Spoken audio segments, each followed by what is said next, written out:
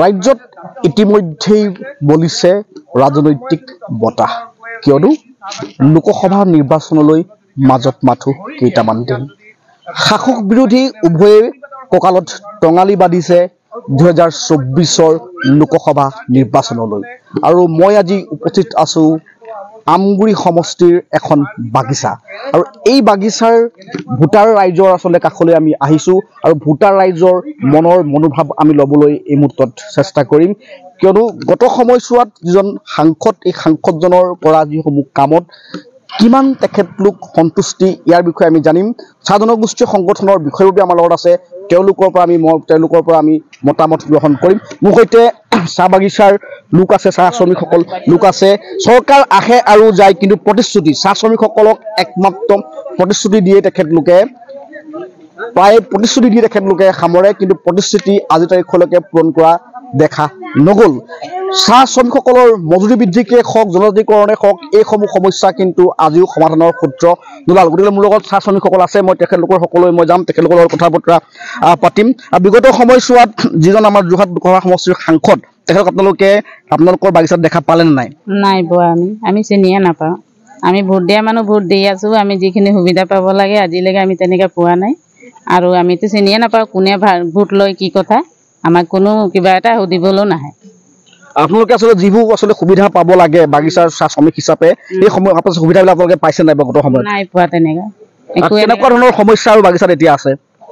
এনেকুৱা যিবিলাক আৰু আমাৰ কোম্পানীত দি আছে এইটোৱে আৰু লৈ চলি আছোঁ, আৰু চৰকাৰৰ ফালৰ পৰা এনেকৈ আঁচনি চাচনি একো পোৱা নাই। এনেই কাণত শুনি থাকোঁ যে বোলে এইটো আঁচনি আছে, চৰকাৰে বহুতখিনি সুবিধা দি আছে, এনেকৈ এতিয়ালৈকে পোৱা নাই আমি। এয়া আচলতে চাহ শ্ৰমিকসকলৰ আচলতে মনৰ সুখ। আচলতে বিগত সময়ছোৱাত কিন্তু যিগৰাকী যোৰহাট লোকসভা সমষ্টিৰ সাংসদ তপন কুমাৰ গগৈ কিন্তু এইসমূহ চাহ জনগোষ্ঠীয় লোকে আজি পৰ্যন্ত কিন্তু দেখা নাপালে। আৰু সন্মুখত কিন্তু 2024 লোকসভা নিৰ্বাচন, কেনেধৰণে প্ৰস্তুত হৈছে চাহ জনজাতি ছাত্ৰ সন্থা, কেনেধৰণৰ প্ৰত্যাহ্বানৰ সন্মুখীন হ'ব লাগিব এইসকল নেতাক আমি তেওঁলোকৰ ওচৰলৈ পুনৰ যাম। মোৰ লগত চাহ জনগোষ্ঠী ছাত্ৰ সন্থাৰ কেন্দ্ৰীয় সমিতিৰ মূল বিষয়ববী আছে, মই তেখেতলোকৰ ওচৰলৈ জনাম কি জনাব। আচলতে বিগত সময়ছোৱাত নিৰ্বাচন আহিছে আৰু গৈছে, জনপ্ৰতিনিধি আহিছে নিৰ্বাচনৰ আগমুহূৰ্তত ভোট বিচাৰি, আপোনালোকক দিয়া প্ৰতিশ্ৰুতিসমূহ তেখেতলোকে পূৰণ ক্ষেত্ৰত কিমান আচলতে তেখেতলোক সফল হৈছে? এইখন ধৰক আমগুৰি বিধানসভা সমষ্টি, হালতিন চাহ বাগিচা আৰু লোকসভা যোৰহাট, ইয়াৰ যোৱাবাৰ প্ৰতিনিধি আছিল আমাৰ তপন কুমাৰ গগৈয়ে আমাৰ শ্ৰমিকসকলৰ যিখিনি সমস্যা আছিল সেইখিনি তেওঁ পাৰ্লিয়ামেণ্টত উত্থাপন কৰিব লাগিছিলে। যেনেকৈ শ্ৰমিকসকলৰ 351 টকা যি মজুৰি বৃদ্ধি প্ৰতিশ্ৰুতি 14 চনতে দিছিলে মোদী ডাঙৰীয়াই, লগতে 6 জনগোষ্ঠী জনজাতিকৰণৰ মৰ্যাদা প্ৰদান কৰাৰ তেওঁলোকে প্ৰতিশ্ৰুতি দিছিলে। তেওঁলোকে সেই প্ৰতিশ্ৰুতি হৈ থাকিল, মাত্ৰ উন্নয়নৰ কাৰণে পুঁজি কেইটামান নিৰ্ধাৰণ কৰি জাতীয় সংগঠনবিলাক বন্ধ কৰি পেলাই ৰাখিছে। আৰু চাওক, ইয়াত তেওঁৰ যিটো পুঁজিৰ টকা আছিল সেই পুঁজিৰ টকা ঘূৰি যাবলৈ উপক্ৰম হৈছে।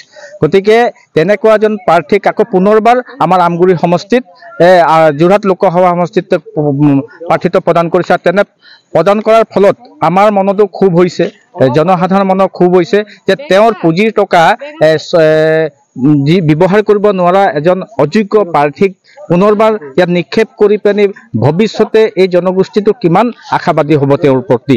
গতিকে আমি আশা ৰাখিছিলোঁ যে অন্য এজন প্ৰতিনিধি ইয়াত প্ৰদান কৰি যাতে প্ৰকৃত অৰ্থত শ্ৰমিকসকলৰ জনসাধাৰণৰ উন্নয়নৰ কাম কৰে, যে তেওঁ সাংস্কৃতিক বিভাগৰ কথাই হওক বা জল জীৱন মিছনৰ যিখিনি ধন আদায় দিছে, ঠিকাদাৰ লাভান্বিত হৈছে, শ্ৰমিকসকল লাভান্বিত হোৱা নাই। আজিৰ তাৰিখত নল আছে, জল নাই। গতিকে তেনে অৱস্থা হৈছে। আৰু তেওঁৰ যিখিনি কেন্দ্ৰীয় চৰকাৰৰ পৰা আমাৰ শ্ৰমিকসকলৰ যি ভূমিপটা তথা শ্ৰমিকসকলৰ নিম্নতম মজুৰিৰ কথাটো বিশেষকৈ আহে, গতিকে সেই নিম্নতম মজুৰিৰ ক্ষেত্ৰতো তেওঁ পাৰ্লিয়ামেণ্টত এবাৰ উত্থাপন নকৰিলে। তেনে এজন প্ৰাৰ্থীৰ ক্ষেত্ৰত আজি আমাৰো ক্ষোভ আছে। আমি ভৱিষ্যত সময়ত তেওঁৰ এই ক্ষোভ বলিপ্ৰকাশ ঘটিব। গতিকে বহিঃপ্ৰকাশ ঘটাৰ ক্ষেত্ৰত আমি ৰাইজক সজাগ কৰিম। গতিকে আমি আশাবাদী যে বিজেপি নেতৃত্বাধীন চৰকাৰখনে ভৱিষ্যত দিনত প্ৰকৃত অৰ্থে তেওঁলোকে যদি ৰাজগাতি দখল কৰে, শ্ৰমিকসকলৰ হিতকৰ কাম নকৰিলে বেছিদিন এই বিজেপি নেতৃত্বাধীন চৰকাৰখন ভাৰতবৰ্ষত নচলিব। নিশ্চিতকৈ এটা কথা ক'ব লাগিব যে খুব আছে আচলতে চাহ জনগোষ্ঠী আচলতে সংগঠনৰ খুব আছে, চাহ জনগোষ্ঠীসকলৰ যিসকল আচলতে ভোটাৰ, সাধাৰণ ভোটাৰ আচলতে খুব আছে। এই লোকসভা নিৰ্বাচন সমাগত, কিন্তু তাৰ পৰিপ্ৰেক্ষিততো আজিলৈ পৰ্যন্ত কিন্তু তপন কুমাৰ গগৈক 9খন আমগুৰি বিধানসভা সমষ্টিৰ যি যোৰহাট লোকসভা অন্তৰ্গত আমগুৰি সমষ্টিৰ 9খনকৈ বাগিচাৰ কোনো এজন চাহ শ্ৰমিকে দেখা নাই। অন্য এজন আচলতে চাহ শ্ৰমিক, চাহ জনজাতি ছাত্ৰ সন্থাৰ বিষয়ববীয়া আছে। মই কি জনাব আপুনি লোকসভা সমাগত কেনেকুৱা ধৰণৰ আচলতে প্ৰাৰ্থিত্ব আপোনালোকে বিচাৰিছিলে আৰু অনাগত দিনত কেনেধৰণে আপোনালোকে প্ৰস্তুত হৈছে? নহয়, চাওক, এটা কথা ক'ব লাগিব, যেতিয়া নেকি 2014 চনৰ নিৰ্বাচন, লোকসভা নিৰ্বাচন আহিছিলে, এই সময়তে মোদী ডাঙৰীয়াই নিজেই জনসমাৱেশত তেওঁ নিজে এটা কথা ঘোষণা কৰিছিল। তেওঁ নিজে মানে প্ৰতিশ্ৰুতি দিছিলে যে চাহ জনগোষ্ঠীৰ ৰাইজক জনজাতিকৰণ দিয়া হ'ব, প্ৰতিশ্ৰুতি দিছিলে। তেওঁ চাহ শ্ৰমিক ৰাইজক 351লৈকে মজুৰি বৃদ্ধি কৰা হ'ব। কিন্তু এই প্ৰতিশ্ৰুতিয়ে হৈ ৰ'ল। তেওঁলোকে মজুৰি বৃদ্ধি কৰিছে, তেওঁলোকে মানে 10 টকা, 5 টকা, 7 টকাকৈ তেওঁলোকে মজুৰি বৃদ্ধি কৰিছে। তেনেকুৱা হ'লে এই চৰকাৰখনে বেছিদিন নিটিকিব। চাহ জনগোষ্ঠীৰ চাহ শ্ৰমিক ৰাইজে আশা কৰিছিলে চৰকাৰখনলৈ যে 351 টকা মজুৰি বৃদ্ধি হ'ব, কিন্তু এয়া নহ'ল। গতিকে ৰাইজে ক্ষোভিত হৈ আছে, চাহ জনগোষ্ঠীৰ ৰাইজে ক্ষোভিত হৈ আছে। তেওঁলোকে উন্নয়নমূলক কাম কৰিছে। আমি চৰকাৰখনৰ বিৰুদ্ধে এইষাৰ কথা নকওঁ যে তেওঁলোকে কাম কৰা নাই, কৰিছে।